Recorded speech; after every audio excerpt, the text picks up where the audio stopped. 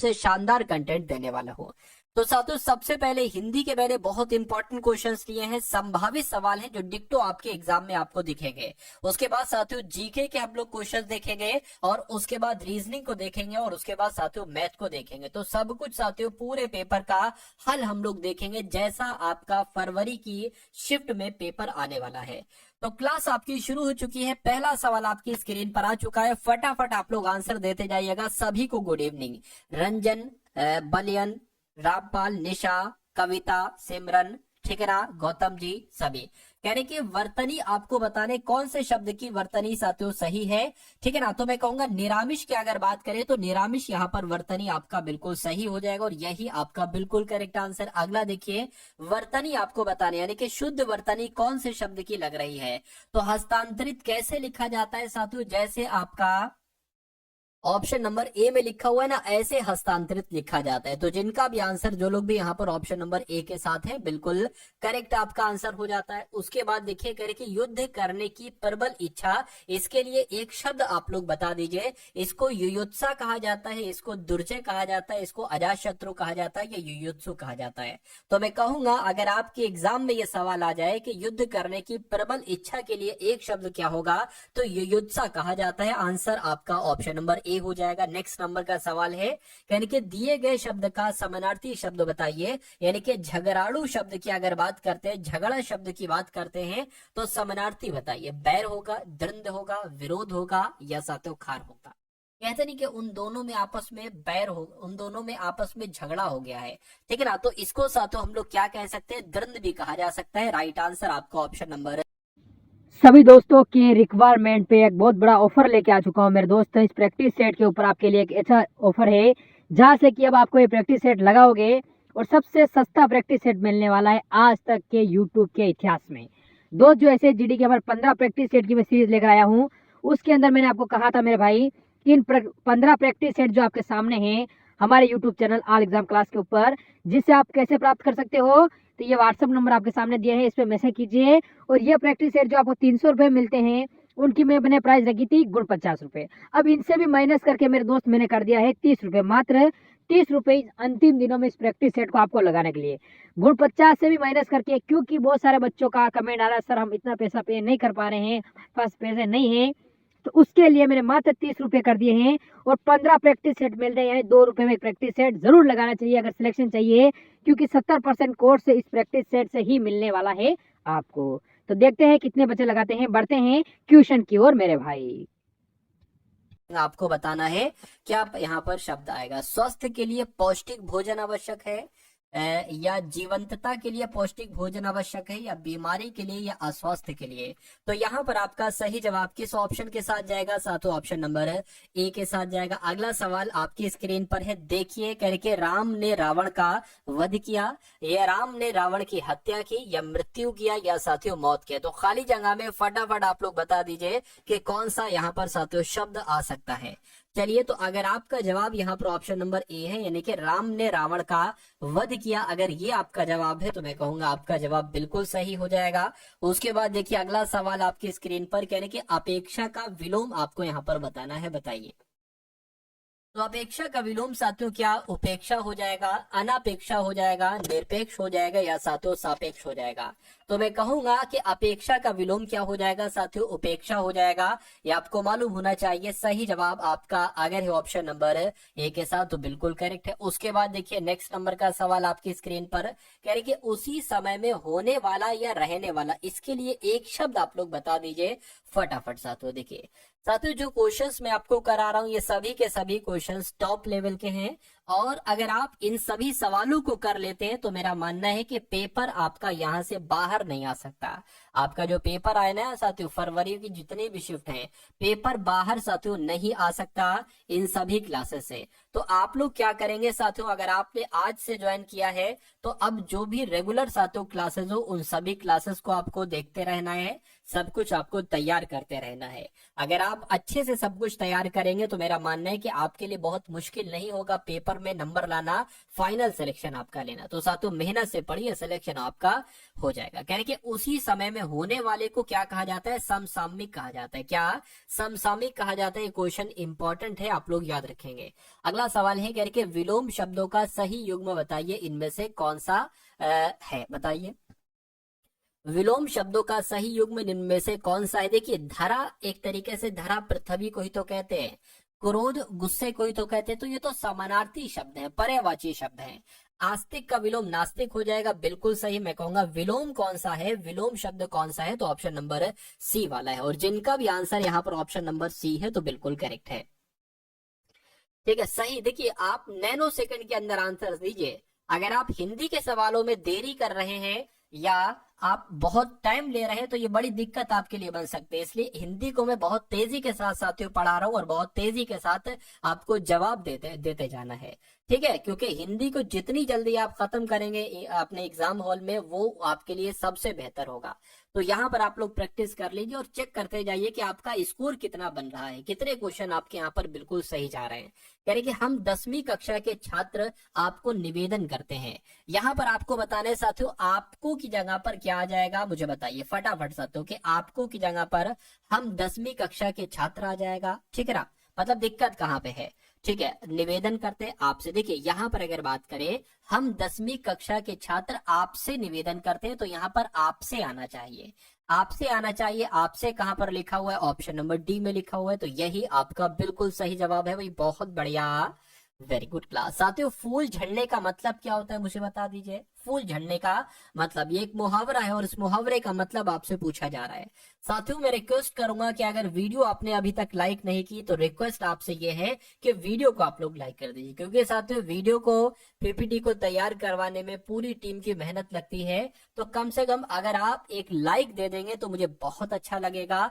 ठीक है, क्योंकि और जान लगाकर साथियों आपको पढ़ाया जाएगा, इसलिए वीडियो को लाइक कर दीजिए। और जो लोग चैनल पर नए हैं, चैनल को साथियों तुरंत सब्सक्राइब कर लीजिए। अगर फाइनल सिलेक्शन आप लेना चाहते हो तो चैनल को साथियों आप लोग सब्सक्राइब कर दीजिए। अब बात करते हैं साथियों इस सवाल की, करके फूल झड़ने का मतलब क्या, प्रिय वचन बोलना होता है, पतझड़ होना होता है, सुंदर लगना या हल्की बातें बोलना। मैं कहूंगा फूल झड़ना यानी कि प्रिय वचन बोलना। तो इस प्रकार जिनका आंसर ऑप्शन नंबर ए है तो बिल्कुल करेक्ट है। उसके बाद देखिए कहने के रिक्त स्थान की पूर्ति कीजिए। मित्रों ने अंकित का परिहास किया पर उसने बुरा नहीं माना, या मित्रों ने अंकित का उपहास किया पर उसने बुरा नहीं माना, व्यंग किया या हास किया। तो मैं कहूंगा यहाँ पर उपहास शब्द आना चाहिए और पूरा वाक्य आपका कैसे हो जाएगा, मित्रों ने अंकित का उपहास किया पर उसने बुरा नहीं माना। ये आपका राइट आंसर होगा और ये आपके एग्जाम में भी सवाल पूछा जाएगा। अगला देखिए, अगला सवाल साथियों आपके स्क्रीन पर है, करे कि आंख का मुझे समानार्थी शब्द बता दीजिए। आंख को क्या वासव कहा जाता है, मैं कहूंगा नहीं। आंख को धनुज भी नहीं कहा जाता है, आंख को साथियों हग भी नहीं कहा जाता है। मेरे हिसाब से यहाँ पर दृग लिखा होगा और दृग लिखने की जगह पर हग लिख दिया। ठीक है, लेकिन कोई दिक्कत नहीं साथियों, मैं हूं, मैंने आपको बता दिया। तो आंख का पर्यायवाची दृग होता है साथियों। आंसर आपका सी मानना चाहे तो सी मान ले, वरना जो मैंने आपको बताया है आप साथियों वो भी मान सकते हैं।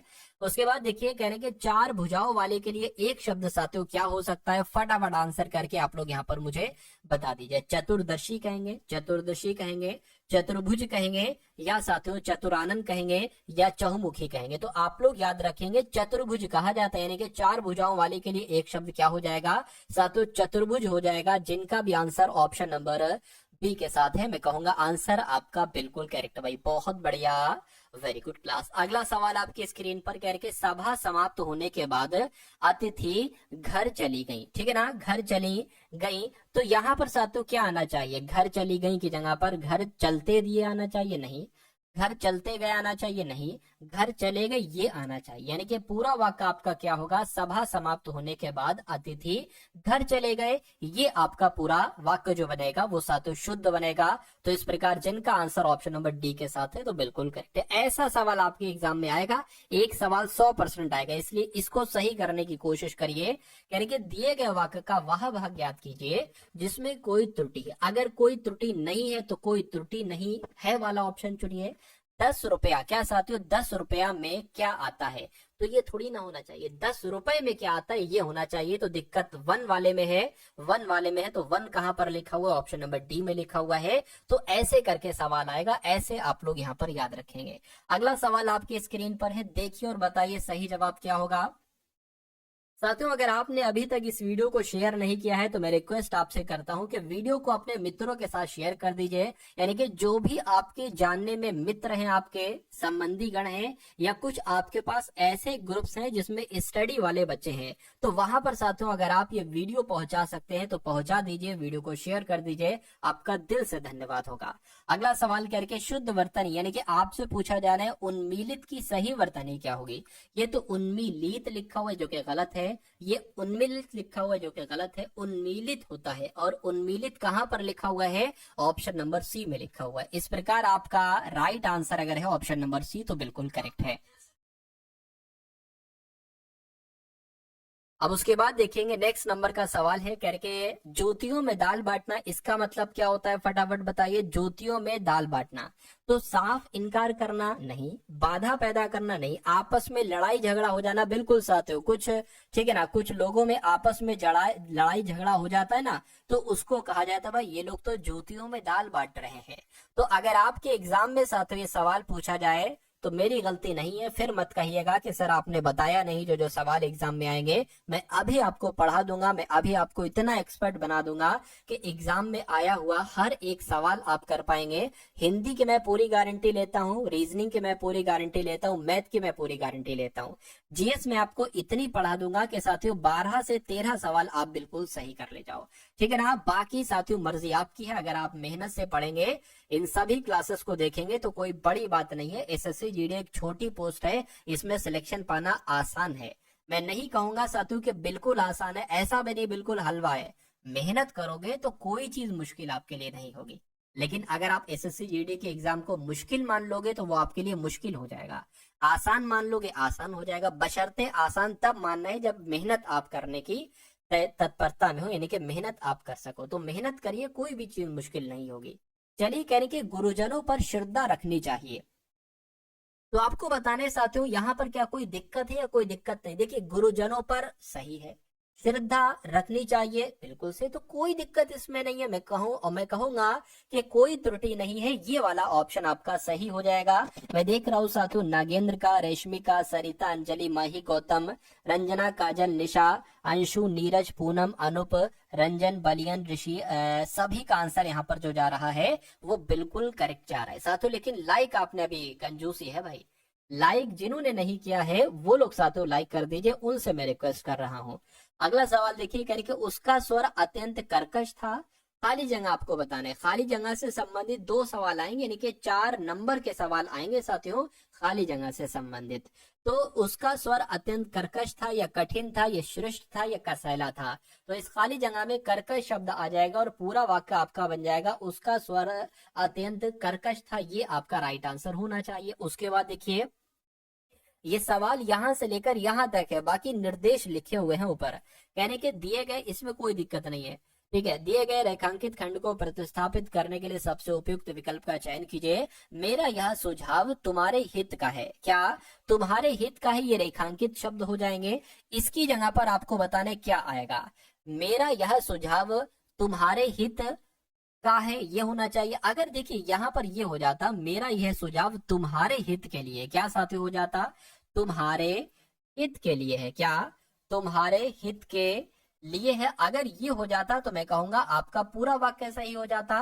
तो ऐसा कहां पर लिखा हुआ है, ऐसा ऑप्शन नंबर सी में लिखा हुआ है। इस प्रकार जिनका आंसर ऑप्शन नंबर सी के साथ है बिल्कुल करेक्ट हो जाएगा। अगला सवाल आपकी स्क्रीन पर है, कहा जा रहा है आपसे कि आज अंत्याक्षरी प्रतियोगिता नहीं होगी, या आज मतलब कुल मिला के आपको बताना है कि कौन सा शब्द आपको यहाँ पर बिल्कुल सही लग रहा है, या अंत्योष्टि प्रतियोगिता नहीं होगी या अंत्योदय प्रतियोगिता नहीं होगी। देखिए प्रतियोगिता तो कहीं ना कहीं अंताक्षरी हो जाएगी, तो अंतराक्षरी कैसे लिखा जाता है, अंताक्षरी जैसे ऑप्शन नंबर ए में लिखा हुआ, इसकी वर्तनी आप लोग ध्यान रखेंगे, आपसे एग्जाम में यहाँ पर आपसे पूछा जा सकता है, ठीक है ना। तो जिनका आंसर ऑप्शन नंबर ए है, मैं कहूंगा आंसर आपका बिल्कुल करेक्ट हो जाएगा। अब उसके बाद देखिए अगले नंबर का सवाल है, आपसे पूछा जा रहा है कि पापड़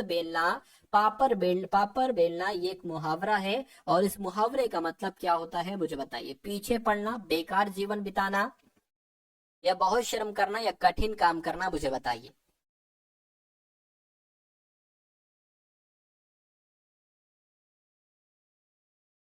चलिए देखिए, मैं कहूंगा साथियों, कहते नहीं यार तुमने तो बहुत पापड़ बेले, यानी कि तुमने तो बहुत मेहनत करी, तुमने तो बहुत श्रम करा। तो ये आपका सही जवाब हो जाएगा ऑप्शन नंबर सी। अगला देखिए, करेंगे उसने अपनी भूल के लिए दया मांगी। उसने अपनी भूल के लिए दया मांगी, यहाँ पर दया नहीं आना चाहिए। अब क्या आना चाहिए ये आपको बताना है। उसने अपनी भूल के लिए भिक्षा मांगी, उसने अपनी भूल के लिए याचना मांगी, उसने अपनी भूल के लिए कृपा मांगी, या उसने अपनी भूल के लिए क्षमा मांगी। आपके पास आपको साथियों 15 सेकंड दिए जाएंगे, 20 सेकंड भी ज्यादा हो जाएंगे। 15 सेकंड में साथियों आपको सवाल को पढ़कर उसका जवाब भी देना है। अगर ऐसा पॉसिबल है आपके लिए, तो मेरा मानना है कि आपका एग्जाम बड़ा अच्छा निकल जाएगा हिंदी के सेक्शन का, ठीक है ना। तो नैनो सेकंड में आप लोग आंसर देने की कोशिश करा करिए। नैनो सेकंड का मतलब नैनो सेकंड नहीं है, नैनो सेकंड का मतलब है कि भाई 10 से 15 सेकंड में, ठीक है। चलिए, तो मेरे हिसाब से यहाँ पर क्षमा आ जाएगा, और क्षमा आपका बिल्कुल करेक्ट आंसर हो जाएगा। पूरा वाक्य आपका हो जाएगा, उसने अपनी भूल के लिए क्षमा मांगी। चलिए, खामोशी से तू बस मेहनत करता जा, अगर तेरी काबिलियत में दम है तो तेरी तरक्की ही काफी दुनिया में शोर बचाने के लिए। बहुत बढ़िया भाई, बहुत बढ़िया। ठीक है, अगला सवाल देखिए, चौधरी साहब ने एक शायरी लिखी जो मुझे पसंद आई। अगला सवाल देखिए सर, मेरा नाम ले लो प्लीज, पंडित जी रवीश जी। चलिए, निम्नलिखित में से शुद्ध वर्तनी वाला शब्द आपको यहाँ पर बताना है, ठीक है ना। शुद्ध वर्तनी की अगर हम बात करते हैं, प्रशंसा कैसे लिखा जाता है, तो प्रशंसा कैसे लिखा जाता है मेरे हिसाब से तो साथियों, प्रशंसा, प्रशंसा ऐसे लिखा जाता है। और ऐसे कहां पर लिखा हुआ है, ऐसे तो ऑप्शन नंबर सी में लिखा हुआ है। अगला सवाल देखिए, कह रहे कि शुक्ल का, ये कई बार, सैकड़ों बार, तकरीबन साथियों 10 से 15 बार मैंने देखा है कि ये एसएससी जीडी की शिफ्ट में पूछा जा चुका सवाल है। तो आप लोग बताना है कि शुक्ल का विलोम क्या होगा। तो शुक्ल का विलोम साथियों क्या होगा, कृष्ण होगा। फटाफट बताइए, क्या आपका सही जवाब साथियों यहाँ पर हो सकता है, बताने की कोशिश आप लोग यहाँ पर करेंगे। चलिए, शुक्ल का विलोम क्या होगा।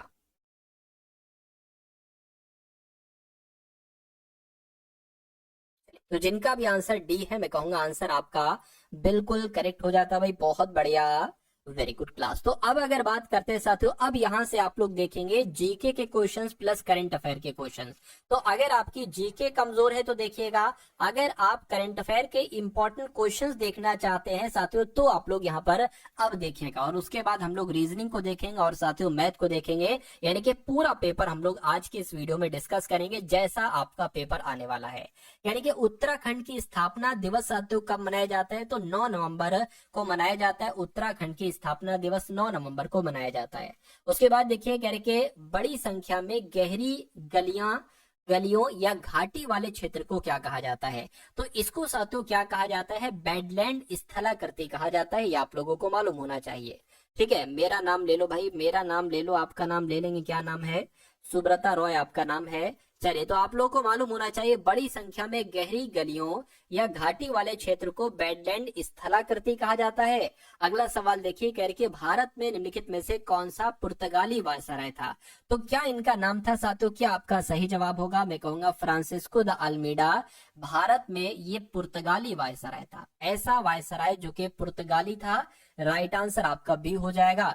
उसके बाद देखिए, अगले नंबर का सवाल कह रहे कि निम्नलिखित में से किस देश में दुनिया का सबसे बड़ा आइस रिंक है जिसे रेडियो कैनाल कहा जाता है। तो किसकी बात चल रही है, कहां पर ऐसा है, मैं कहूंगा कनाडा की बात चल रही है। यानी कि दुनिया का सबसे बड़ा आइस रिंक कहां पर है, कनाडा में है, जिसे रेडियो कैनाल के नाम से जाना जाता है। उसके बाद देखिए, अगला सवाल कह रहे कि निम्नलिखित में से किस यौगिक को नॉर्वेजियन सॉल्ट पीटर भी कहा जाता है। तो किसको साथियों नॉर्वेजियन सॉल्ट पीटर कहा जाता है, मैं कहूंगा कैल्शियम नाइट्रेट की जब हम बात करते हैं तो कैल्शियम नाइट्रेट को ही नॉर्वेजियन सॉल्ट पीटर कहा जाता है। राइट आंसर आपका ऑप्शन नंबर सी हो जाएगा। अगला सवाल देखिए, आप लोग आंसर देते रहिए ना, ठीक है। मैं थोड़ी थोड़ी देर में देखता जाता हूँ और नाम आपका बोल दूंगा, क्या दिक्कत है। आंसर आप लोग दीजिए, ठीक है। अगला सवाल, और सिर्फ आंसर नहीं देना है, जो सवाल आपको आते हैं उनका तो आंसर दे दीजिए, लेकिन जिनके सवालों के जवाब आपको नहीं मालूम है तो उन सवालों के जवाब आप लोग साथियों तैयार कर लीजिए, उन प्रश्नों को आप लोग तैयार कर लीजिए,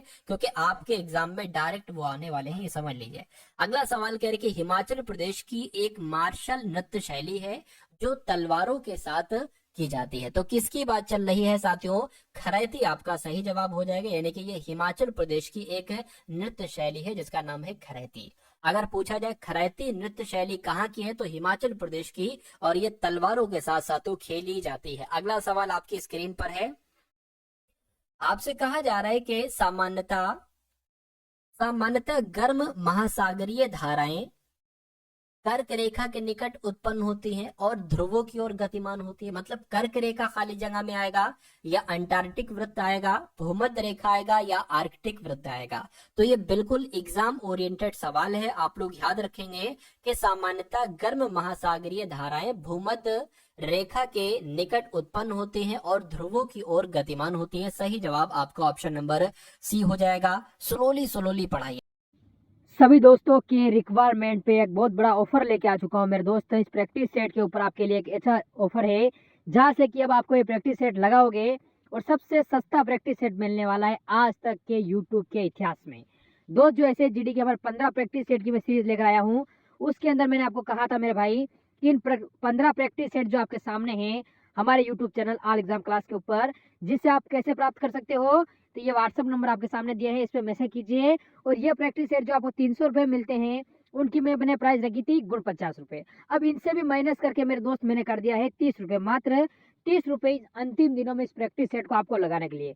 गुण 50 से भी माइनस करके, क्योंकि बहुत सारे बच्चों का कमेंट आ रहा है सर हम इतना पैसा पे नहीं कर पा रहे हैं, पास पैसे नहीं है, तो उसके लिए मैंने मात्र 30 रुपये कर दिए हैं। और 15 प्रैक्टिस सेट मिल रहे हैं, यानी 2 रुपये में एक प्रैक्टिस सेट जरूर लगाना चाहिए अगर सिलेक्शन चाहिए, क्योंकि 70% कोर्स से इस प्रैक्टिस सेट से ही मिलने वाला है आपको। तो देखते हैं कितने बच्चे लगाते हैं, बढ़ते हैं ट्यूशन की ओर मेरे भाई। देखिए स्लोली पढ़ाने का क्या एक तरीके से है, क्योंकि आप, मैं ये चाहता हूं कि अगर आप यहाँ स्लो पढ़ेंगे तो एग्जाम में भी आप आंसर स्लो लगाएंगे, और आप जब वहां पर स्लो लगाएंगे तो फिर दिक्कत हो जाएगी। रीजनिंग मैथ पढ़ने के लिए आपके पास फिर दिक्कत रहेगी, ठीक है, उनको आप नहीं कर पाओगे। तो आप अपने अगर पूरे, आप साथियों क्या आपका पूरा ध्यान अगर क्लास में है तो ये स्पीड एक बहुत अच्छी स्पीड है, इसी स्पीड से आप पढ़ने की कोशिश कीजिए, ठीक है। भारत के कितने राज्यों की सीमा सिक्किम से जुड़ी हुई है? तो भारत के कितने राज्यों की सीमा सिक्किम से जुड़ी हुई है? मैं कहूंगा साथियों सिर्फ और सिर्फ एक आपका सही जवाब हो जाएगा। अगला सवाल कहने के, अनुच्छेद 19 की जब हम बात करते हैं तो अनुच्छेद 19 के तहत गारंटीकृत सभी मौलिक अधिकार भारत के संविधान के किस अनुच्छेद के तहत स्वचालित रूप से निलंबित हो जाते हैं? तो किस अनुच्छेद की बात चल रही है? अनुच्छेद 352 की बात चल रही है, ये आपको साथियों यहाँ पर मालूम होना चाहिए। अगला सवाल आपकी स्क्रीन पर है। इस सवाल को साथियों देखिए और मुझे बता दीजिए आपका सही जवाब यहाँ पर साथियों किस ऑप्शन के साथ यहाँ पर जा सकता है। चलिए भाई, तो यहाँ पर अगर साथियों हम लोग बात करें अमूल, यानी कि अमूल गुजरात से दूध, और एक सेकंड रुकिए,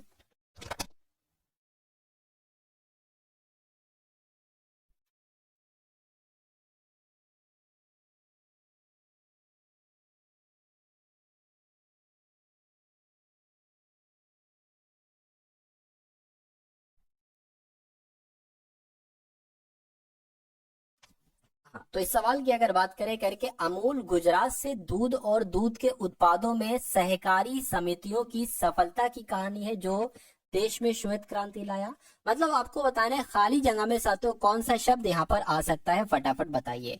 गुजरात आएगा, कर्नाटक आएगा, या दिल्ली आएगा, या उत्तर प्रदेश आएगा? तो ये एग्जाम ओरिएंटेड सवाल है, यानी कि अमूल गुजरात से दूध और दूध के उत्पादों में सहकारी समितियों की सफलता की कहानी है जो देश में श्वेत क्रांति लाया। अगला सवाल आपकी स्क्रीन पर।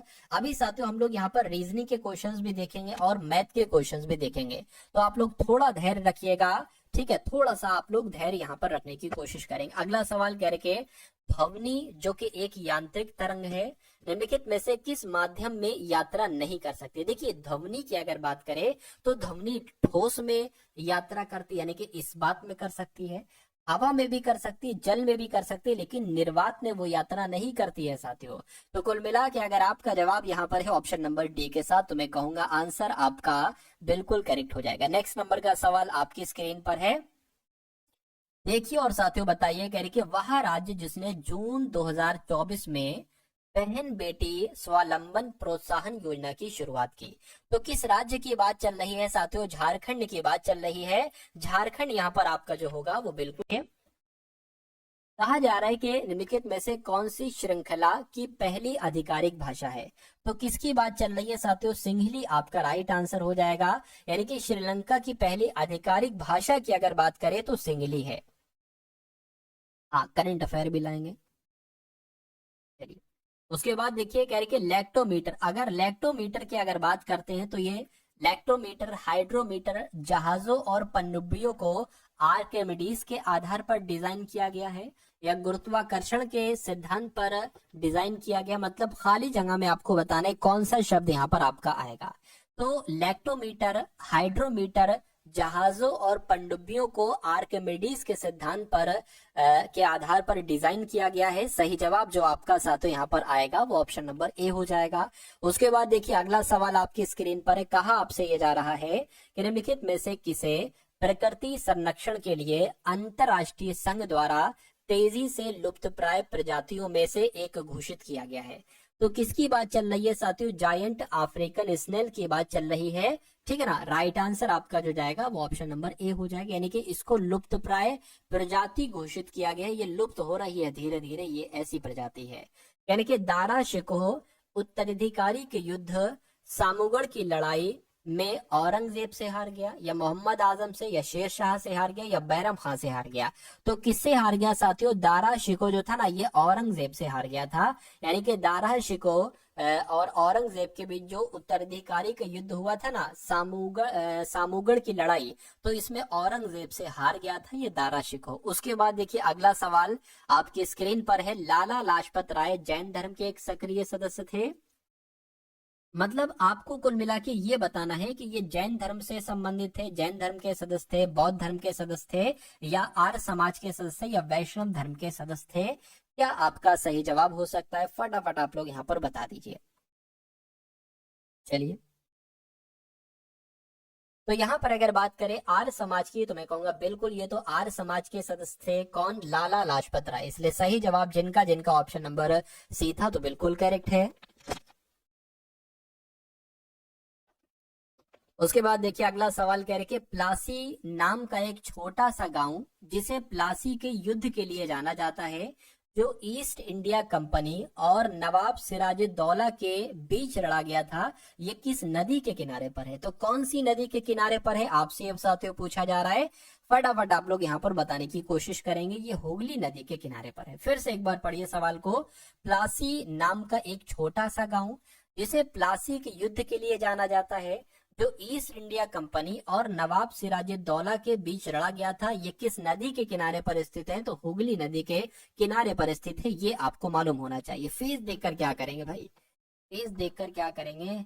अगला सवाल, जून 2024 में कौन ग्रीन डे के बेटर न्यूट्रिशन ब्रांड की ब्रांड एम्बेसडर बनी? तो ये इंपॉर्टेंट साथियों करंट अफेयर का सवाल है, ठीक है ना। करंट अफेयर का अभी फेस दिखाना इसमें पॉसिबल है ही नहीं, ठीक है, क्योंकि अभी सारा जो लैपटॉप स्क्रीन रिकॉर्ड कर रहा है वो लैपटॉप की स्क्रीन रिकॉर्ड कर रहा है, ठीक है ना। अगला सवाल देखिए, नेक्स्ट नंबर का सवाल है। इस सवाल को देखिए और बताने की कोशिश कीजिए राइट आंसर क्या होगा। तो आप लोगों को याद रखना है कि ग्रीन डे के बेटर न्यूट्रिशन की ब्रांड एम्बेसडर कौन बनी है? तो पीवी सिंधु बनी है। कौन बनी है साथियों?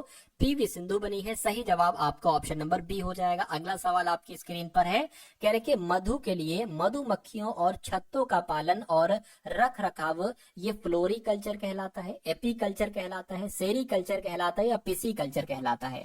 साथियों मेरा मानना यह है कि आप आप पढ़ने आते हैं तो आप पढ़ाई कीजिए, अपना एग्जाम ओरिएंटेड चीजें लीजिए, अपना सिलेक्शन लीजिए और अपने घर को देखिए। बाकी आपको और किसी चीज को देखने की जरूरत नहीं है। यानी कि अगर आप अभी बेरोजगार हैं तो आप इस इतने दम तक अपनी पढ़ाई कीजिए, इतनी मेहनत के साथ पढ़ाई कीजिए कि कुछ महीनों में ही आप अपना एक सिलेक्शन लेकर अपनी लाइफ साथियों सेटल कर लीजिए। मेरा काम तो सिलेक्शन लेना है। अगर आप मुझसे पढ़ोगे तो आपका सिलेक्शन हो जाएगा, ठीक है ना, और कोई बच्चा पढ़ेगा तो उसका हो जाएगा, ठीक है ना। चलिए अगला सवाल है। तो कुल मिला के अगर बात करते हैं, ये सवाल बहुत अच्छा है, तो मैं कहूंगा साथियों एपीकल्चर आपका राइट आंसर हो जाएगा। मधु के लिए मधुमक्खियां, छत्तों का पालन और रख रखाव एक तरीके से एपीकल्चर ही कहलाया जाता है। सही जवाब जिनका है ऑप्शन नंबर साथियों बी के साथ, तो बिल्कुल करेक्ट हो जाएगा। अगला सवाल है, तो अब यहाँ पर अगर बात करते हैं साथियों, आपके रीजनिंग के क्वेश्चन शुरू हो चुके हैं। कौन से क्वेश्चन साथियों? यहाँ पर आपके रीजनिंग के क्वेश्चन शुरू हो चुके हैं और सभी के सभी रीजनिंग के बहुत शानदार यहाँ पर आपके लिए क्वेश्चंस में लाया हूं। चलिए तो पहला साथियों रीजनिंग का सवाल है। इस सवाल को देखिए और मुझे बताइए कि आपका सही जवाब यहाँ पर क्या हो सकता है, किस ऑप्शन के साथ जा सकता है। चलिए, यानी कि दी गई शीट को मोड़कर एक घन बनाया जाता है। इस तरह निर्मित घन में निम्न में से कौन सा अक्षर युग्म में विपरीत पृष्ठों पर होगा। अब देखिए सवाल यहाँ से आपका बनेगा, ये आपको क्लियरली दिख रहा है, बिल्कुल क्लियरली दिख रहा है। अगर आपसे ये पूछा जाता है कि ए का विपरीत क्या है, तो ए का विपरीत साथियों ई है।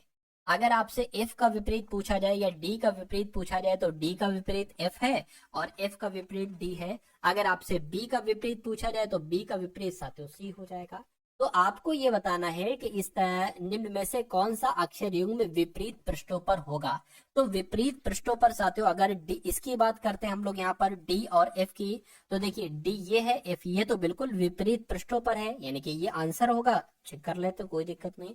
बी और ई क्या विपरीत पृष्ठों पर है? देखिए बी का विपरीत पृष्ठ जो है वो सी है, ना कि बी का विपरीत पृष्ठ ई होगा, तो ये आंसर नहीं होगा।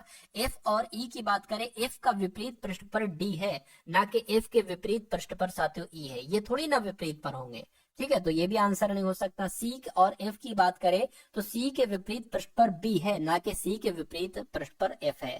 तो मैं कहूंगा कि सही जवाब अगर आपका है ऑप्शन नंबर ए के साथ, तो बिल्कुल करेक्ट है। और मैं देख पा रहा हूँ रोमा, निखिल, खुशबू, आकाश, भीमलेक्स, ठीक है, राम, मनी, अंजलि, करिश्मा, राजन, उमेश, कलियन, गौतम, पीयूष, रितु, बाबू, राजन, पूनम, प्राची, रितु, पल्लवी, सुनील, निशा, आकाश, बीबा, सरिता, अंजलि, ठीक है, राठौर, सभी का आंसर यहाँ पर बिल्कुल करेक्ट है। उसके बाद देखिए एक ऐसा भी सवाल आपसे एग्जाम में पूछा जाता है, तो अगर ऐसा सवाल डिक्टो यही सवाल आ गया तो फटाफट आप लोग बताइए कि इसका आंसर क्या हो सकता है। इसमें क्या होता है, इसमें आपको बताना होता है, देखिए सब में एन ए है, इसमें भी एन ए है, इसमें भी एन ए है, इसमें भी है, इसमें भी है, इसमें एन यू है, तो ये तो बाद में आएगा, सबसे अंत में आएगा। इसमें से बताइए कि सबसे पहले कौन सा आएगा। ये यू होता है, यू 21 पर होता है, वी 22 पर होता है, यानी कि पहले ये आएगा, वी 22 पर होता है, यू 21 पर होता है। यहाँ पर यू है, यहाँ पर यू है, यहाँ पर टी है तो टी तो बाद में आता है, जी पहले आता है, यानी कि ये पहले आएगा उसके बाद ये आएगा, यानी कि पहले एक आएगा उसके बाद 4 आएगा। उसके बाद देखिए एन ए वी यहाँ पर लिखा हुआ है, एन ए वी यहाँ पर लिखा हुआ है, और एन देखिए यहाँ पर तो वाई है, यहाँ पर आई है, तो मैं कहूंगा 3 वाला आ जाएगा, उसके बाद 2 वाला आ जाएगा और बचा फिर ये 5, उसके बाद तो 5 वाला आ जाएगा। तो 14325 कहाँ पर लिखा हुआ है? 14325, 14325,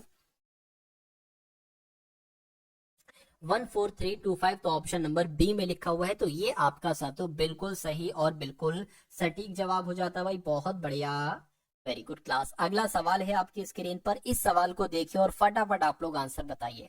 साथियों जिन्होंने भी अभी तक वीडियो को लाइक नहीं किया तो रिक्वेस्ट आपसे है कि वीडियो को आप लोग यहाँ पर लाइक कर दीजिए, आपका दिल से साथियों शुक्रिया होगा, क्योंकि अगर आपके लिए थोड़ी भी मेहनत की जा रही है, और मेरा मानना है कि पूरी टीम आपके लिए मेहनत कर रही है, तो पूरी टीम के लिए साथियों आप लोग इस वीडियो को एक बार लाइक करके, नए हैं चैनल पर तो सब्सक्राइब जरूर कर लीजिएगा आपके सिलेक्शन के लिए। अगला सवाल आपकी स्क्रीन पर है और आपसे पूछा जा रहा है कि किसी निश्चित कोड भाषा में CAMEL को ECNGN लिखा जाता है और उसी प्रकार HORSE को JQSUG लिखा जाता है। तो आपको ये बताना है कि WHALE को क्या लिखा जा सकता है, क्या आपका यहाँ पर राइट आंसर हो सकता है? फटाफट आप लोग यहाँ पर बता दीजिए। देखिए अगर हम यहाँ पर बात करते हैं, देखिए सी से यहाँ पर ई हुआ है तो सी 3 पर होता है, ई 5 पर होता है, मैं कहूंगा यहाँ पर 2 बढ़ाया गया है, ठीक है 2 बढ़ाया गया है। ए साथियों यहाँ पर 1 पर होता है, सी 2 पर होता है, सी 3 पर होता है, फिर से साथियों यहाँ पर 2 बढ़ाया गया है। एम की अगर बात करें, एम 13 पर होता है और एन 14 पर होता है, यानी कि अब 1 बढ़ाया गया है। और ई 5 पर होता है, जी 7 पर होता है, कितना बढ़ाया गया है साथियों, फिर से आपका 2 बढ़ाया गया है। एल 12 पर होता है, एन साथियों 14 पर होता है, यानी कि 2 बढ़ाया गया। यानी कि जो लॉजिक यहाँ पर लगा है, क्या वही लॉजिक यहाँ से यहाँ पर लगा है? देखिए जरा एक बार, एच 8 पर होता है, जे 10 पर होता है, 2 बढ़ाया गया है। ओ 15 पर, क्यू 17 पर 2 बढ़ाया गया है। ई 5 पर, जी 7 पर 2 बढ़ाया गया, यानी कि इसमें भी हमें 2 ही बढ़ाना होगा। तो फटाफट आप लोग 2 इसमें बढ़ा लीजिए और बीच में 1 बढ़ाना है। डब्ल्यू 23 पर होता है, 23, 24, 25, 25 पर होता है। वाई, वाई कहाँ पर, वाई यहाँ पर है, वाई यहाँ पर है। एच 8 पर होता है, 2 बढ़ाएंगे तो जे हो जाएगा, तो वाई जे यहाँ पर है, वाई जे यहाँ पर है। इसमें 1 बढ़ाना है क्योंकि यहाँ पर 1 बढ़ाया गया है, 1 बढ़ाएंगे तो बी आ जाएगा। तो वाई जे बी कहाँ पर लिखा हुआ है, ऑप्शन नंबर बी में लिखा हुआ है। तो जिनका भी आंसर ऑप्शन नंबर बी है, आंसर आपका बिल्कुल करेक्ट हो जाता है भाई, बहुत बढ़िया, वेरी गुड क्लास। अगला सवाल है आपकी स्क्रीन पर, इस सवाल को देखिए और आंसर आप लोग मुझे बता दीजिए। कहा जा रहा है कि शब्दों के उस समूह का आपको चयन करना है जो दिए गए वेन आरेख द्वारा सर्वोत्तम ढंग से प्रदर्शित किया जाता है। देखिए, इंजीनियर, स्नातक, प्रशिक्षित, सॉरी अशिक्षित के लिए बन सकता है वेन आरेख, ये तो नहीं बन सकता है, क्योंकि देखिए कोई भी अगर अशिक्षित होगा तो वो एक तरीके से कहीं ना कहीं स्नातक नहीं हो सकता। किसान, ग्रामीण, साक्षर, ठीक है, तो ये हम कह सकते हैं कि भाई कुछ साक्षर लोग किसान हो सकते हैं कुछ, लेकिन ऐसा नहीं है। इसमें सिर्फ और सिर्फ एक कर सकता है, महिलाएं, माताएं, पुत्रियों वाला। कैसे महिलाएं, माताएं, पुत्रियों वाला कर सकता है? मान लीजिए साथियों, ये अगर बात करें, ये क्या हो गई, ये सारी महिलाएं हो गई, ये कौन हो गई, ये सारी महिलाएं हो गई। और जो महिलाएं होती हैं वही तो माताएं होती हैं, तो ये साथियों माताएं इसके अंतर्गत आ गया। और जो माताएं होती हैं वो कहीं ना कहीं पुत्रियां भी होती हैं। तो कुछ ऐसा आरेख बनेगा सिर्फ और सिर्फ इसके लिए। तो इस सवाल का जवाब आपका जो जाएगा वो ऑप्शन नंबर डी के साथ जाएगा। और जिनका आंसर यहाँ पर डी है, मैं देख पा रहा हूँ साथियों, लड़ी लगी हुई है, झड़ी लगी हुई है ऑप्शन नंबर डी वालों की, ठीक है। लेकिन इक्का दुक्का ऑप्शन नंबर सी को भी कह रहे हैं, वो कोई दिक्कत नहीं है। अब अगले नंबर का सवाल आपके स्क्रीन पर है, इस सवाल को देखिए और बताइए राइट क्या आंसर हो सकता है। वी खाली जगह, एम आर खाली जगह, वी खाली जगह, एम खाली जगह, डी खाली जगह, के एम खाली जगह, डी। आपको बताना ये जो खाली जगह है ना, इनमें कौन कौन से लेटर फिल किए जा सकते हैं, ये वाले, ये वाले, ये वाले, या साथियों ये वाले। इस सवाल को करने का एक तरीका मैं आपको हर बार बताता हूँ। पहला स्टेप आपको करना है कि ये सारे लेटर्स काउंट कर लीजिए विद खाली जगह के साथ। तो 1 2 3 4 5 6 7 8 9 10 11 12 13 14 15, यानी कि 15 है। तो मेरा मानना है कि या तो 3 का पेयर बन जाए या 5 का पेयर बन जाए। 5 का पेयर बनना मुझे ऐसा लग रहा है, 1 2 3 4 5, 5 का पेयर बना रहे हैं हम। 1 2 3 4 5, 5 का बना रहे हैं। 1 2 3 4 5। आप एक काम ये देखो, अंत में डी आ रहा है, यहाँ पर भी डी है और यहाँ पर भी डी है, तो यहाँ पर भी साथियों डी हो जाएगा। अब आप देखिए अंत में एम आर डी आ रहा है, ठीक है ना। ये एक काम करिए साथियों, V यहाँ पर भी, V यहाँ पर भी, तो यहाँ पर भी साथियों V आ जाएगा, ठीक है ना। अब अगर बात करें साथियों, देखिए आप लोग यहाँ पर के V के M है, तो अच्छा यहाँ पर अगर बात करते हैं V के M है, तो यहाँ पर V है, M है, लेकिन K नहीं है, तो यहाँ पर K आ जाएगा। देखिए V के M हो गया, तो इसको भी साथियों V के M कर लीजिए। अब यहाँ पर आपको पूरा मिल गया V के M आर डी, तो V के M आर डी, आर लिख लीजिए, V के M R D, R D यहाँ पर लिख लीजिए। अगला आपको काम ये करना है, आपको अब देखना है आपने क्या क्या अपने पेन से लिखा है। आपने K लिखा है, D लिखा है, आपने KD लिखा है, आपने KR लिखा है, आपने KR लिखा है, आपने VR लिखा है। तो अब आपको अगला काम करना है कि आखिर ये कौन से ऑप्शन में है, कौन से ऑप्शन में KD KR VR, ये ऑप्शन नंबर बी वाले में। तो इस प्रकार आपका राइट आंसर साथियों जो जाना चाहिए वो ऑप्शन नंबर बी के साथ जाएगा। और जिनका भी आंसर बी है, मैं कहूंगा आंसर आपका बिल्कुल करेक्ट भाई, बहुत बढ़िया, वेरी गुड क्लास। अब नेक्स्ट नंबर का सवाल है जो कि बहुत शानदार है। इस सवाल को साथियों देखिए और आप लोग मुझे आंसर बताने की क्या कीजिए, कोशिश कीजिए। चलिए चलिए, तो यहाँ पर अगर बात करें साथियों, अच्छा सवाल है ये। कहा जा रहा है कि ए डी का पिता, देखिए पूरा सवाल आपको नहीं पढ़ना है, आपसे जो जो मतलब जो जो कहा जा रहा है ना वो आप करते जाइए। पूरा सवाल पढ़ेंगे तो कंफ्यूज हो सकते हैं। इसमें कहा गया है फर्स्ट स्टेप में कि ए डी का पिता है, यानी कि डी का पिता कौन है? डी का पिता साथियों ए है, तो हम मान लेते हैं, मान लीजिए ये डी हो गया, डी का पिता कौन हो गया? ए हो गया। अब पिता के लिए प्लस लगा दो ताकि पता चल जाए कि अच्छा भाई ऊपर है यानी कि माता या पिता होंगे। पिता प्लस लगा दो, माता है तो माइनस लगा दो। ठीक है, डी का पिता ए हो गया, करके सी और डी भाई हैं, यानी कि ये जो है ना सी और डी ये आपस में भाई भाई हैं। ठीक है, कोई दिक्कत नहीं है।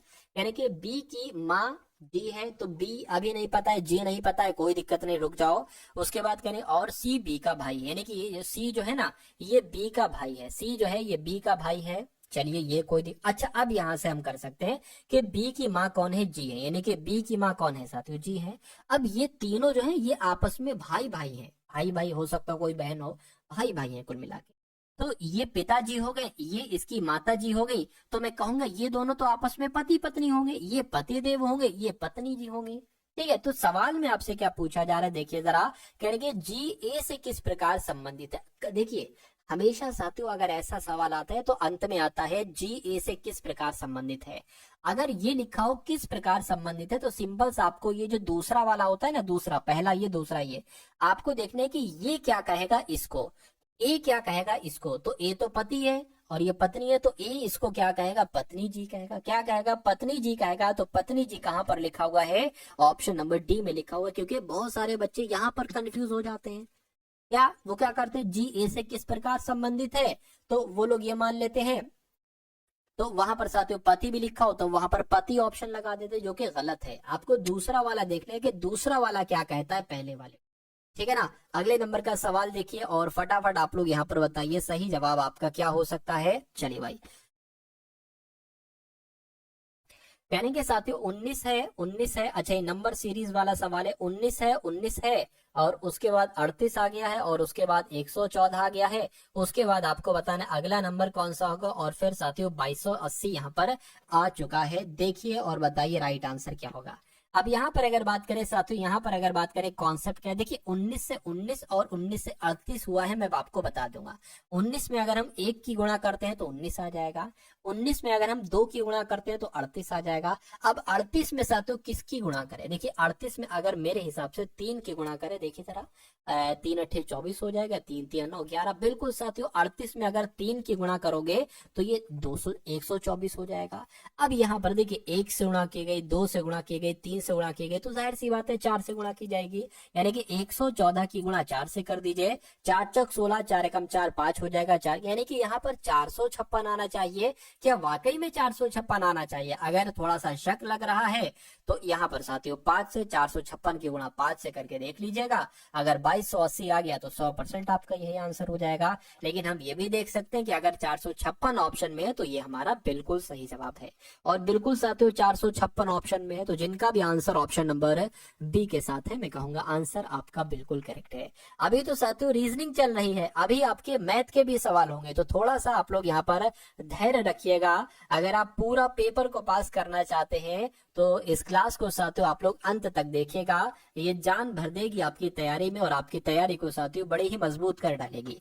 अगला सवाल आपकी स्क्रीन पर कहने के मिस्टेक को यहाँ पर मतलब MISTAKE को 9765412 लिखा जाता है, उसी प्रकार NAKED को 84123 लिखा जाता है। तो आपको ये बताना है कि यहाँ पर INTIMAT को क्या लिखा जा सकता है। अब कभी भी साथियों अगर आप देखो कि कुछ लेटर्स हैं और कुछ नंबर्स हैं, फिर से कुछ लेटर्स हैं और फिर से कुछ नंबर है, तो सबसे पहला कॉन्सेप्ट आपके ध्यान में ये आना चाहिए कि कहीं ऐसा तो नहीं कि M का कोड यहाँ पर 9 हो, I का कोड यहाँ पर 7 हो। अब आप ये देख लीजिए कि I का कोड हमें यहाँ पर निकालना है, तो I का कोड अगर 7 है, ठीक है ना, तो यहाँ पर 7 आना चाहिए। अब आप ऑप्शन में देख लो कि कहीं 7 है तो यहाँ पर भी, यहाँ पर भी, यहाँ पर भी। अब N का कोड देखो, N का कोड इसमें से मिलेगा नहीं, N का कोड इसमें से मिलेगा, N का कोड 8 है तो यहाँ पर 8 क्या 78 ऑप्शन में, बिल्कुल साथियों 78 ऑप्शन में है। अब T का कोड देख लो, T का कोड आपको यहां से मिल जाएगा 1 2 3 4, 1 2 3 4 यानी कि 5 आ जाएगा। I की अगर बात करें, I का कोड अभी आपने देखा, ठीक है, अभी आपने देखा साथियों 7 है तो यहाँ पर 7, यानी कि 78 57 कहाँ लिखा हुआ है, 78 57 एक यहाँ पर लिखा हुआ, यहीं पर लिखा हुआ है, तो मैं कहूंगा यही आपका बिल्कुल सही जवाब हो जाएगा। उसी प्रकार एम का कोड देख लो, 9 है तो 9 आ जाएगा, और ए का कोड देख लो, ए का कोड साथियों यहाँ पर 4 है तो 4 आ जाएगा। टी की बात करें, टी का कोड साथियों यहाँ पर 5 है तो 5 आ गया, और फिर 2 आ जाएगा। तो कुल मिला के 78 57 94 52 कहाँ पर लिखा हुआ है, तो ऑप्शन नंबर बी में लिखा हुआ है, और यही आपका सही जवाब है। चलिए उसके बाद देखिए नेक्स्ट नंबर का सवाल है, ये फेवरेट सवाल है एग्जामिनर का भी और मेरा भी। कैसे फेवरेट है? कथन और निष्कर्ष वाले सवाल आते ही आते हैं साथियों, आते ही आते हैं। चलिए तो अभी सवाल को देख लीजिए और फटाफट आंसर आप लोग यहाँ पर कमेंट सेक्शन में बता दीजिए। कह रहे कि कथन है और 2 निष्कर्ष है, 2 कथन है 2 निष्कर्ष है। देखिए और बताइए सही जवाब क्या होगा। कहा आपसे जा रहा है कि सभी स्कूटर 2 पहिया वाहन। क्या साथियों? यहाँ पर अगर बात करें साथियों, सभी स्कूटर 2 पहिया वाहन है, तो मान लीजिए ये स्कूटर हो गए, ये क्या हो गए, ये स्कूटर हो गए, और सभी स्कूटर 2 पहिया, ये मान लीजिए 2 पहिया वाहन, 2 पहिया वाहन हो गए, तो सभी स्कूटर 2 पहिया वाहन हो गए, सभी साइकिल 2 पहिया वाहन हो गए, यानी कि 2 पहिया वाहन के अंतर्गत साथियों साइकिल भी आ जाएगी। अब निष्कर्ष को पढ़िए और बताइए कौन सा निष्कर्ष सही है। कहने के सभी स्कूटर साइकिल है, सभी स्कूटर, ठीक है ना, साइकिल। भाई देखिए स्कूटर और साइकिल का तो कोई रिश्ता ही नहीं है। अगर ये कहा जाता कि सभी स्कूटर 2 पहिया वाहन है तो आपका सही हो जाता है, लेकिन स्कूटर साइकिल में तो दूर दूर तक कोई अंतर नहीं है, लेकिन ये कह रहे हैं सभी स्कूटर साइकिल है, तो ये गलत हो जाएगा। सभी साइकिल स्कूटर, वही बात फिर से कह दी, तो सभी साइकिल स्कूटर कैसे हो सकते हैं भाई, इनका कोई लेना देना नहीं है, ये भी आपका गलत हो जाएगा। यानी कि ना तो निष्कर्ष 1 और ना ही निष्कर्ष 2 अनुसरण करता है। ऐसा कहां पर लिखा हुआ है? ऐसा आपके ऑप्शन नंबर ए में लिखा हुआ है। अगला सवाल साथियों देखिए आप लोग और बताइए सही जवाब आपका यहाँ पर क्या हो सकता है, मुझे बताइए। चलिए चलिए देखिए यहाँ पर अगर बात करें साथियों, क्या आपसे कहा जा रहा है केचुए का अरजुकी से संबंध बताया गया है, ठीक है ना। यानी कि केचुए और अरजुकी का जो संबंध बताया गया है वो आपको बताना है मछली का किससे है, रज्जुकी से है, अरजुकी से है, सरीसृप से है, या स्तनधारी से है, मुझे बताइए। देखिए केचुए का एक टाइप्स होता है, केचुए बहुत टाइप्स के होते हैं, एक टाइप्स इसका होता है अरज्जुकी। उसी प्रकार मछली का एक टाइप साथियों क्या होता है? रज्जुकी। क्या? रज्जुकी। तो इस प्रकार आपसे अगर ये सवाल पूछा जाए ना, और डिक्टो ये सवाल पूछा जाता है, डिक्टो साथियों, तो आप लोगों से पूछा जाएगा साथियों डिक्टो, आप लोगों को थोड़ा सा यहाँ पर ध्यान रखना है। उसके बाद देख लीजिए नेक्स्ट नंबर का सवाल आपकी स्क्रीन पर है। आपसे कहा जा रहा है कि एक निश्चित कोड भाषा में IMPORT को GKRQPR लिखा जाता है, तो उसी कोड भाषा में EXPEND को क्या लिखा जा सकता है साथियों? फटाफट आप लोग बता दीजिए। चलिए अब सबसे पहले आपको देखना है कि आखिर यहाँ पर लॉजिक क्या लगा है। जो यहाँ से ये बनाने में लॉजिक लगा है वही इससे बना देंगे, वही लॉजिक। तो देखिए आई होता है साथियों आपका किस पर, मैं आपको लिखकर बता देता हूँ। यहाँ पर आई होता है आपका 9 पर, एम होता है 13 पर, पी होता है 16 पर, ओ होता है 15 पर, आर होता है 18 पर, टी होता है 20 पर। इसको यहाँ पर लिख लेते हैं साथियों, ठीक है ना। जी 7 पर होता है, के 11 पर होता है, आर 18 पर होता है, क्यू 17 पर होता है, पी 16 पर होता है, आर 18 पर होता है। देखिए 9 से 7 हो गया, यानी कि यहाँ पर 2 बड़ा है, ठीक है 2 बढ़ा दिया। 9 से 7 हुआ है, 2 बड़ा थोड़ी 2 घटा है। 13 से यहाँ पर 11 हुआ है, फिर से साथियों एक तरीके से 2 घटा, यानी कि 2 घटाया और फिर से साथियों 2 घटाया। अब 16 से यहाँ पर क्या हो गया 18, यानी कि अब 2 बढ़ा दिया है। उसी प्रकार 15 से यहाँ पर क्या हुआ 17, यानी कि फिर से साथियों 2 बढ़ा दिया गया, यानी कि 2 घटाया 2 घटाया 2 बढ़ाया 2 बढ़ाया। और 18 से 16, 20 से 16, यानी कि फिर से 2 घटा दिया, फिर से 2 घटा दिया। तो जो लॉजिक यहाँ पर है क्या वही लॉजिक यहाँ पर लगेगा? ट्राई करने की कोशिश हम लोग करते हैं। तो जैसे कि 2 घटाया है तो ई में साथियों 2 घटाओगे तो सी आ जाएगा। अब सी कहाँ पर है? सी एक तो यहाँ पर है, सी एक तो यहाँ पर है। एक्स में 2 घटाओगे तो साथियों वी आ जाएगा, वी एक तो यहाँ पर है और साथियों एक यहाँ पर है। अब इसमें 2 बढ़ाना है आपको। पी में जब 2 बढ़ाओगे तो आर हो जाएगा, आर यहाँ पर है। ई में 2 बढ़ाओगे जी हो जाएगा, जी यहाँ पर है। अब इसमें 2 घटाना है, 2 घटाओगे एल हो जाएगा, डी में 2 घटाओगे बी हो जाएगा। यानी कि फाइनली हमें आंसर मिल चुका है। हमारा आंसर किस ऑप्शन के साथ जाएगा? तो ऑप्शन नंबर डी के साथ जाएगा। अगला सवाल देखिए, ये अच्छा सवाल है, ठीक है ना। ये अच्छा सवाल है साथियों, एक कॉन्सेप्चुअल सवाल है। देखिए और बताइए कि आपका सही जवाब यहाँ पर किस ऑप्शन के साथ जा सकता है। सवाल में सबसे पहले पढ़िए कि आखिर सवाल में आपसे पूछा क्या जा रहा है, कहा क्या जा रहा है। सवाल में आपसे कहा जा रहा है कि डिलीवरी बॉय है 6, यानी कि 6 डिलीवरी बॉय हैं जिनके नाम है U, V, W, X, Y और जेड। एक स्टॉक रूम से अपना सामान लेने के लिए एक पंक्ति में एक के बाद एक करके खड़े हैं। अब यहाँ से सवाल, वास्तविक सवाल जो है यहाँ से शुरू होता है, यानी कि जेड डब्ल्यू के ठीक बगल में है। पंक्ति में दोनों छोरों पर जेड और वाई है और डब्ल्यू जेड और वी के बीच में है। एक्स के ठीक बगल में यू है और एक्स और वाई एक्स के ठीक दाएं बगल में है। तो कौन सा डिलीवरी बॉय दाएं ओर से चौथे स्थान पर है? तो कुल मिला के 6 डिलीवरी बॉय हैं।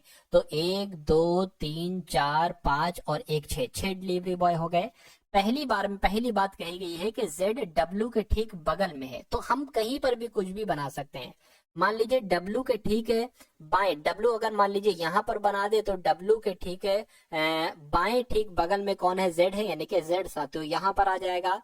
उसके बाद कहने के पंक्ति में दोनों छोरों पर साथियों जेड और वाई है। तो अगर जेड को यहाँ पर बना दे और वाई यहाँ पर बना दे तो कोई दिक्कत है, क्योंकि अंतिम छोरों पर ये कहा जा रहा है, मान लीजिए जेड यहाँ पर है तो डब्ल्यू यहाँ पर होगा और वाई आपका यहाँ पर होगा।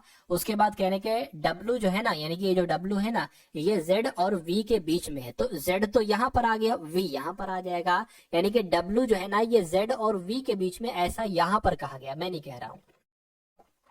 उसके बाद कह रहे हैं कि एक्स के ठीक बाएं बगल में यू बैठा है। अब देखिए 2 जगह बची हैं तो इन्हीं में हमें बैठाना होगा एक्स और यू को। तो एक्स के ठीक बाएं कौन बैठा है? एक्स के ठीक बाएं यू बैठा है, यानी कि एक्स यहाँ पर बैठेगा, यू यहाँ पर बैठेगा, तो एक्स के बाएं यू बैठा दिया गया। यानी कि एक्स के ठीक दाएं वाई है, एक्स के ठीक दाएं है, ये बात भी बिल्कुल सही है। यानी कौन सा डिलीवरी बॉय बाएं ओर से चौथा है? यानी कि 1 2 3 4 बाएं ओर से चौथा कौन सा है? बाएं ओर से साथियों चौथा एक तरीके से कौन सा है? वी है, ठीक है ना। बाएं से पूछा, चाहे एक सेकेंड, निम्नलिखित में से कौन सा डिलीवरी बॉय बाएं दाई ओर से चौथा है? ठीक है ना, तो बाएं दाई ओर से साथियों चौथा है। बाएं दाई ओर से कहा गया है, अच्छा बाएं दाई ओर से, अच्छा अरे बॉय पूछा है, बाएं नहीं कहा गया, दाई ओर से चौथा है, तो यही आपका हो जाएगा, यानी कि आपका सही जवाब ऑप्शन नंबर बी हो जाएगा। तो वी आपका राइट आंसर हो जाता है। अगला सवाल देखिए आपके स्क्रीन पर है। इस सवाल को देखिए साथियों, नंबर सीरीज का सवाल है, ठीक है ना। नंबर सीरीज का साथियों सवाल है, आपसे कहा जा रहा है कि 2 है, उसके बाद 3 है, उसके बाद 10 है, उसके बाद 39 है और उसके बाद 172 ला दिया गया। आपको बताना है अगला नंबर कौन सा होगा और उसके बाद 5346 ही होना चाहिए। तो आखिर इसमें ये सवाल कैसे हो सकता है, बस इतनी सी बात आपको यहाँ पर बतला देना है और बता दीजिए आप लोग के लिए बहुत आसान साथियों ये सवाल होगा, मुझे मालूम है। अब देखिए ये तो मैं बता सकता हूँ कि 2 से 3 हुआ यानी कि 1 बढ़ाया गया है, 3 से 10 हुआ यानी कि 7 बढ़ाया गया, यहाँ पर 29 बढ़ा, तो ये तो कोई लॉजिक ही नहीं बन रहा है। लॉजिक नहीं बन रहा है तो साथियों दूसरा कॉन्सेप्ट आप लोग यहाँ पर लगा कर देखिए। दूसरा कॉन्सेप्ट साथियों यहाँ पर आप लोग क्या कीजिए, लगा कर देखिए। अगर साथियों यहाँ पर हम लोग बात करें, देखिए इसको देखकर मुझे एक चीज ध्यान आ रही है, अगर हम साथियों 3 की गुणा कर दे क्या 2 से 3 की, तो 3 दूना 6 हो जाएगा, बचेगा 4 और ये 2 का स्क्वायर कर, 2 का स्क्वायर 4 ही तो होता है, 2 का स्क्वायर 4 होता है, तो ये वही 10 हो जाएगा, 3 से 10 हो गया। उसी प्रकार यहाँ पर अगर हम 2 की गुणा 1 से कर दें और यहाँ पर साथियों जोड़ दें 1 का स्क्वायर, तो ये 3 ही तो हो जाएगा। और उसी प्रकार अगर हम साथियों यहाँ पर 10 की गुणा 3 से करें तो 10 तियां कितना हो जाएगा साथियों, 30 हो जाएगा। और यहाँ पर हम जोड़ दें 3 का स्क्वायर यानी कि 9, तो ये 10 से 39 हो गया। उसी प्रकार अगर हम 4 से इसकी गुणा करें तो 39 चौक देखो जरा कितना आता है साथियों, 4 नहीं 36 हो जाएगा, 4 तियां 12, 4 तियां 12 और 12 13 14 15, एक सेकेंड, अच्छा ठीक 39 की 4 से गुणा करना है ना, तो 9 चौक आपका 36 हो गया, 9 चौक 36 हो गया, 4 तियां 12 और आपका 15 हो गया। अब यहाँ पर साथियों क्या, अब 4 का स्क्वायर प्लस करना है, यानी कि 4 का स्क्वायर तो 16 होता है, तो 156 और 16 कितना हो जाएगा, मैं कहूंगा यहाँ पर तो साथियों 172, बिल्कुल 172 है। तो मेरा मानना है कि 172 की गुणा 5 से होगी। क्यों? क्योंकि पहले 2 की गुणा 1 से की गई, फिर 2 से की गई, फिर 3 से की गई, फिर 4 से, तो अब 5 से करेंगे और यहाँ पर फिर 5 का स्क्वायर हम जोड़ देंगे, ये वाला नंबर हमें मालूम पड़ जाएगा। तो पहले तो 172 की गुणा 5 से आप कीजिए, 5 दूना 10 होगा, 5 सत्ते 35, 1 36 हो जाएगा, 5 एकम 5 और 8 यहाँ पर आ जाएगा। अब आपको 5 का स्क्वायर 25, 25 इसमें जोड़ देना है, 5 आ गया, 8 आ गया, 8 आ गया, यानी कि 885 मेरे हिसाब से यहाँ पर आ जाएगा। एक बार देख कर बताइए कि ऑप्शन में कहीं 885 है? बिल्कुल साथियों 885 है, जिनका भी आंसर ऑप्शन नंबर बी में है तो बिल्कुल करेक्ट है। चलिए अब उसके बाद देख लेते हैं, ठीक है, अब उसके बाद देख लेते हैं नेक्स्ट नंबर का सवाल है, इसको मैं बड़ा कर देता हूं ताकि आपको अच्छे तरीके से यहाँ पर देखने को मिले। ठीक है, अगर अभी भी दिक्कत आ रही है तो उसका भी इलाज मेरे पास है, कोई दिक्कत कोई परेशानी आपको नहीं होना चाहिए। देखिए ये क्या है, ये एक कागज का टुकड़ा है। क्या है साथियों, ये एक कागज का टुकड़ा है, ठीक है। इसके 2 पार्ट किए जाते हैं, यानी कि ये पहला वाला पार्ट जो है इसको फोल्ड करके इसके ऊपर ला दिया जाता है, तो अब आपके पास एक कागज का टुकड़ा ऐसा आ गया है, लेकिन ये डबल कागज का टुकड़ा है। क्यों? क्योंकि ये वाला पार्ट इसके ऊपर है। अब इसको यहां से फोल्ड किया जाता है और ये वाला पार्ट इसके ऊपर ला दिया जाता है, तो अब आपके पास एक ऐसा कागज का टुकड़ा आ जाता है।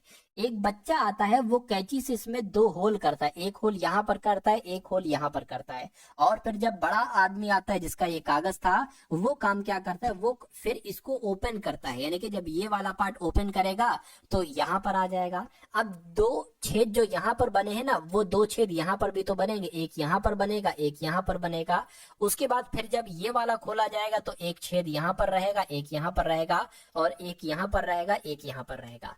तो ये ओपन होने पर साथियों दिखेगा। तो ये कहां पर दिख रहा है? यहाँ पर दिख रहा है? नहीं, यहाँ पर भी नहीं दिख रहा है, यहाँ पर भी नहीं दिख रहा है, ये दिख रहा है सिर्फ और सिर्फ ऑप्शन नंबर डी वाले में। तो इस प्रकार जिनका भी आंसर ऑप्शन नंबर डी था, मैं कहूंगा आंसर आपका बिल्कुल करेक्ट था। ठीक है ना, सभी के समझ में आया, और सभी की जिनकी जिनकी समझ में आया, ठीक है, मैं कहूंगा साथियों बहुत अच्छे तरीके से आपकी समझ में आ गया, तो बहुत अच्छी बात है, बहुत बढ़िया, वेरी गुड क्लास। अगला सवाल आप लोग देखिए।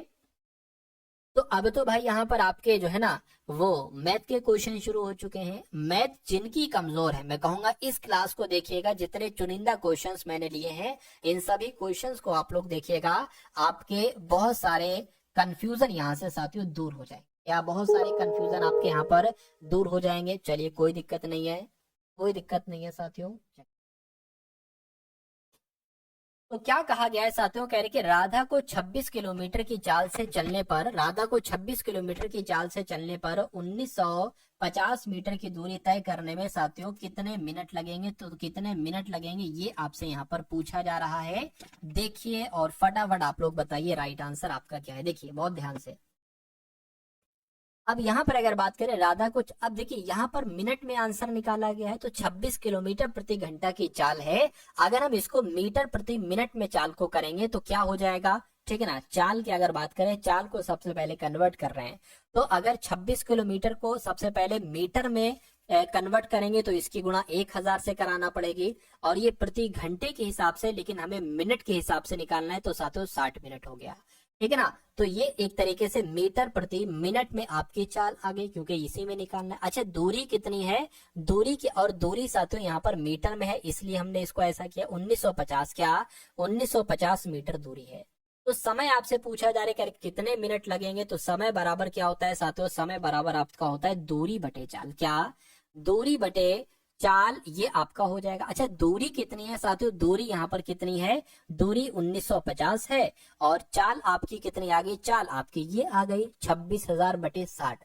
अच्छा इसको यहीं पर ऐसा करें, कट कर ले, फिर हम यहाँ पर लिख लेंगे, इस 0 से ये 0 कैंसिल हो गया, 2 से कट करेंगे तो यहाँ पर साथियों 1300 आ जाएगा, और यहाँ पर 3 आ जाएगा, तो ये चीज यहाँ पर लिख दो 1300 बटे 2। अब देखिए नीचे इसकी गुणा ऊपर हो जाएगी, यानी कि ये चीज यहाँ पर आ जाएगी, और फिर यहां से हम इसको इरेज कर देंगे, ये मैंने इरेज कर दिया। अब इसको कैलकुलेट कर लीजिए, आपका समय निकल कर आ जाएगा, ये 0 से ये 0 कैंसिल होगा, ठीक है ना। अच्छा यहाँ पर क्या आ जाएगा? यहाँ पर 3 आ जाएगा, 2 क्यों मैंने लिख दिया, ठीक है। ये क्या है साथियों, एक सेकंड रुक जाइए, इसको सही तरीके से मैं लिख देता हूँ, गुणा 3, ठीक है, गुणा 3 आ गया और ये 0 से साथियों ये 0 आपका कैंसिल हो चुका है। चलिए अब यहाँ पर अगर बात करते हैं साथियों, इसको और अगर कट करें 5 से कट करें तो 5 दूना 10 हो जाएगा, 5 छंग आपका 30 हो जाएगा। इसको कट करें 5 से तो 5 तिया आपका 15, 5 टीम आपका 45 गुणा 3 चल रहा है, ठीक है ना। 39 तिया कितना हो जाएगा देख लीजिए, 39 तिया कितना हो जाएगा, 9 तिया 27 हो गया, 3 तिया 9 11 हो जाएगा। यानी कि समय आपका साथियों कितना निकल रहा है, समय आपका 117/26 निकल रहा है, 117/26 निकल रहा है। ये आपको साथियों मालूम होना चाहिए। इतनी बात अगर क्लियर है तो मैं कहूंगा साथियों बिल्कुल सही है। चलिए अब उसके बाद देख लीजिए, अब 13 दुना होता है 26 और 13 नीम होता है 117, यानी कि 9/4 मिनट आया है। 9/4 साथियों क्या बन जाएगा, एक तरीके से अगर बात करें 2 से कट करे 2 चौक 8 हो गया, 1 बचा 1 यहाँ पर आ जाएगा, यानी कि 4 सही 1/2 मिनट बोले तो 4.5 मिनट आपका आंसर हो जाएगा। लेकिन 4.5 मिनट तो कहीं लिखा नहीं है, ये क्या ये 4.5 होगा, हो सकता हो साथियों 4.5 हो सकता है यहाँ पर टाइपिंग मिस्टेक हो गई हो। तो कुल मिला के साथियों कितने मिनट लगेंगे, 4.5 मिनट लगेंगे, ये आपका बिल्कुल करेक्ट आंसर हो जाएगा और ये कॉन्सेप्ट आपके एग्जाम में पूछा जाएगा, ठीक है ना। चलिए अब उसके बाद देख लीजिए साथियों, अगला सवाल है जो कि बहुत शानदार सवाल आपकी स्क्रीन पर आ चुका है। इस सवाल को देखिए और मुझे बताइए आपका राइट आंसर यहाँ पर किस ऑप्शन के साथ जा सकता है। सवाल में आपसे कहा जा रहा है कि दो व्यक्ति हैं, एक का नाम पी है, एक का नाम क्यू है। इनकी आयु का अनुपात साथियों 5:7 है, ठीक है। यानी कि अगर पी की आयु अगर 5 है तो क्यू की आयु कितनी है, 7 है। उसके बाद कह रहे हैं साथियों यहाँ पर 8 वर्ष पहले पी और क्यू की आयु का अनुपात 7:13 था। तो पी और क्यू की वर्तमान आयु के बारे में आपसे यहाँ पर पूछा जा रहा है, मुझे बताइए। देखिए अगर इनकी साथियों आयु कितनी है, पी और क्यू की आयु 5:7 है, यानी कि 5x और 7x है, और इनकी 8 वर्ष पहले की आयु का अनुपात ये है, तो इसमें से 8 घटा दो, इसमें से 8 घटा दो, तो इनकी 8 वर्ष पहले की आयु का अनुपात कितना है, 7:13, यानी कि 7/13 है। तो बस आपको इसमें से x का मान निकालना है। जब आप x का मान निकाल दोगे तो साथियों आपके लिए बहुत आराम हो जाएगी। ये वर्तमान आयु तो आपको पता है, यानी कि 5x और 7x, x का मान निकाल लो। p की आयु निकालना तो x की गुणा 5 से कर देना, q की आयु निकालना तो x की गुणा 7 से कर देना। यहाँ पर x का मान निकालना है, बस आपको फटाफट x का मान निकालिए। तो एक तरीके से अगर यहाँ पर बात करते हैं साथियों, 13 की गुणा 5 से करेंगे, 13 पंजे 65 हो जाएगा, 13 पंजे 65 x हो गया। 13 की गुणा 8 से करेंगे, 13 अट्ठे 104 हो जाएगा, बराबर 7 की गुणा 7x से करेंगे, 7 सत्ते 49 हो जाएगा, -7 अट्ठे कितना हो जाएगा, 56 हो जाएगा। अब यहाँ पर साथियों देखिए, अब ये बराबर है, बराबर के उधर है, बराबर की ये इधर है। 65x यहाँ पर लिखा मैंने, 49x प्लस का है, बराबर के उधर को है, इधर का आएगा तो ये माइनस का हो जाएगा। 49x बराबर लिखा, ये माइनस का 156 है, क्या है माइनस का, अच्छा ये माइनस का है तो ये इधर होगा साथियों प्लस का आ जाएगा, बराबर की इधर आएगा प्लस का आ जाएगा, और ये 56 माइनस का तो माइनस का ही रहेगा। 65x में से 49x जाएगा, क्या साथियों 65x में से 49x जाएगा तो 16x बचेगा, और 104 में से 56 को अगर घटाते हैं तो कितना बचेगा साथियों 4, ठीक है ना। 4 हो जाएगा, सॉरी अरे घटा ही लो, यहाँ पर रखकर क्या दिक्कत है। 14 में से साथियों 6 जाएगा तो कितना बचेगा, 8 बचेगा। 9 में से 5 जाएगा 4, यानी कि 48 यहाँ पर आ जाएगा, 48 आ गया। अब देखिए x बराबर कितना हो गया, 48/16 हो गया, 16 एकम 16, 16 3 48 हो गया। x बराबर निकल चुका है साथियों 3 हो जाएगा। तो मैंने आपसे कहा था x का मान निकाल लो, फिर आपको p की आयु भी पता चल जाएगी। p की आयु 5x है और q की आयु 7x है, तो x बराबर 3 है। तो 5 गुणा 3 कितना हो जाएगा, 5 तिया 15 हो जाएगा, यानी कि 15 वर्ष तो पी की आयु आ जाएगी, 15 वर्ष साथियों यहाँ पर लिखी हुई है। और 7x की बात करें तो 7 गुणा 3 7 या 21 है, यानी कि 21 किसकी आयु निकल आएगी, क्यू की आयु निकल आएगी। तो मैं कहूंगा पी की आयु 15 वर्ष और क्यू की आयु साथियों 21 वर्ष। तो इस प्रकार जिनका भी आंसर ऑप्शन नंबर बी के साथ है, मैं कहूंगा आंसर आपका बिल्कुल करेक्ट हो जाएगा भाई, बहुत बढ़िया, वेरी गुड क्लास। अब उसके बाद देख लीजिए नेक्स्ट नंबर का साथियों सवाल आपकी स्क्रीन पर आ चुका है। आपसे कहा जा रहा है साथियों, इस सवाल को देखिए, ये सवाल बहुत शानदार है। इस सवाल की अगर बात करें, बहुत शानदार है और बहुत अच्छे कॉन्सेप्ट वाला साथियों ये सवाल है। कह रहे हैं कि संख्या अगर एक है 2483, कह रहे हैं कि इसमें किस छोटी से छोटी संख्या को जोड़ा जाए 30 को जोड़ा जाए, ठीक है ना, तो ये 3, 4, 5 और 6 से पूरी तरीके से विभाजित हो जाए। तो अगर कभी भी ऐसा सवाल आपके सामने आए कि भैया जो है ना संख्या इतनी है, इससे किस छोटी से छोटी संख्या को जोड़ने पर यह 3, 4, 5, 6 से पूरी तरीके से विभाजित हो जाए, तो पहला काम आप ये करो कि इन संख्याओं का आप एलसीएम निकाल लो। क्या निकाल लो? एलसीएम निकाल लो। तो इनका सबसे पहले हम एलसीएम निकाल लेते, 3 का, 5 का और 6 का। यही प्रोसेस है इसका। 2 से अगर कट करेंगे तो 3 नहीं कटेगा, ऐसे लिख दीजिए, 2 दूना 4, 5 नहीं कटेगा, ऐसे लिख दिए, 2 3 6, ठीक है। 2 से कटेगा, अब एक ये कट जाएगा साथियों, बाकी ऐसे लिख देंगे। अब 3 से कट कीजिए, 3 एकम 3, ठीक है, 5 ऐसे लिख देंगे, 3 एकम 3। अब 5 से कट होगा, ये आ जाएगा, 2 दूना 4, 4 तिया 12, 12 पंजे 60, यानी कि 60 आपका क्या आ जाएगा, मैं कहूंगा 60 आपका यहाँ पर एलसीएम आ जाएगा। अब इस 60 से आपको कट करना होगा इस संख्या को, यानी कि इसका एलसीएम, इन नंबर का जो भी एलसीएम आए उसकी भाग करना होगी आपको साथियों इस ऊपर बड़े वाले नंबर से, यानी कि 2483 से आपको करना होगी। चलिए, तो अगर 24 तो कट नहीं सकता, अगर हम 3 नंबर ले लें, अगर हम 60 चौक कितना होता है, 240 होता है, तो 60 चौक कितना हो गया साथियों, 240 हो गया। 8 बचा, 3 बचा, अब 60 एकम 60 यहाँ पर आ जाएगा। अब कितना बचा साथियों, 3 आ गया और 2 यानी कि 23 अब आपका बच गया है।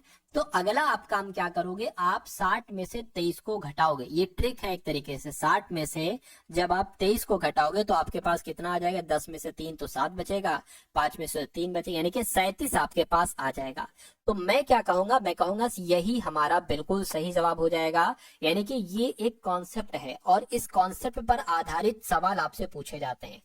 तो कुल मिला के ये नंबर, अगर कोई और सवाल आता है, ये नंबर थोड़ा सा चेंज होगा और ये नंबर चेंज होंगे। हो सकता हो 4, 5, 6, 7 की जगह पर 6, 7, 8, 9 हो। तो यहाँ पर जो नंबर हो, सबसे पहले आपको उनका एलसीएम निकालना है। जो एलसीएम आएगा, ठीक है ना, उस नंबर से आपको यहाँ पर जो नंबर होगा उसको भाग दे देना है, ठीक है ना। जो यहाँ पर शेषफल आपका बचेगा, इन दोनों को आपको घटाना है, माइनस करना है, जो बचेगा वो आपका आंसर हो जाएगा।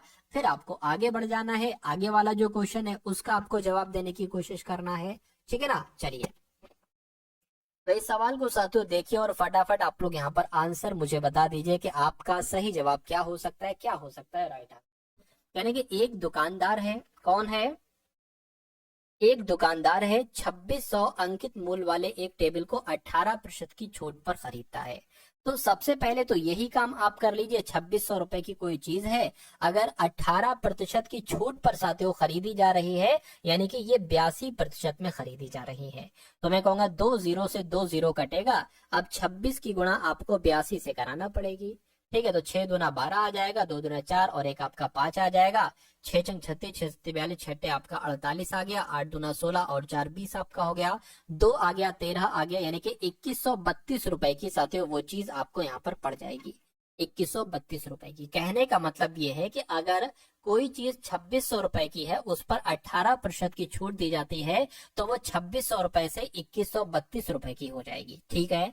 दूसरी बात कही गई है, उसने इसका अंकित मूल्य 2800 रुपए रखा, यानी कि उसने 2600 नहीं रखा इसका अंकित मूल्य, उसने इसका मूल्य रखा 2800 और इस पर 15% की छूट दे दी। कितने प्रतिशत की छूट दे दी?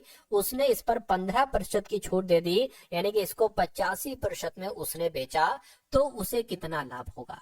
तो इन 2 0 से ये 2 0 कैंसिल हो जाएंगे। अब आपको 28 की गुणा 85 से कराना है। देखिए जरा, 8 पंजे 40 हो गया, 5 दूना 10 और 7 14 हो जाएगा, 8 8 64 हो गया, 8 दूना 16, 6 22 हो गया, 0 8 3 2, यानी कि अब आपकी वो चीज कितने की हो गई? 2380 रुपए की वो चीज हो गई। तो कुल मिला के कहा यह जा रहा है कि अब उसको उसे कितने का लाभ होगा।